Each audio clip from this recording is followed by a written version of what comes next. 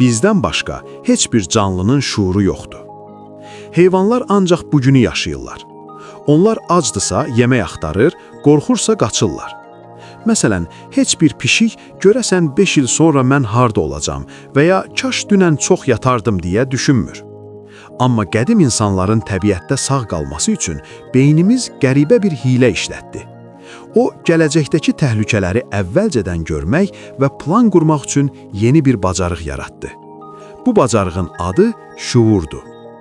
Məhz bu bacarıq sayəsində biz xəyal qura, dünəndən dərs çıxarda və sabahı düşünə bilirik. Şuur dediyimiz şey əslində beynimizin daxilindəki bu görünməz zaman maşınıdır. Üstəlik, şuur olmasaydı, indi bu videonu izləyə bilməzdin. Gecələr yatağa girəndə belə, beyninin susmamasının və səni bütün digər canlılardan ayıran o böyük fərqin tək səbəbi odur ki,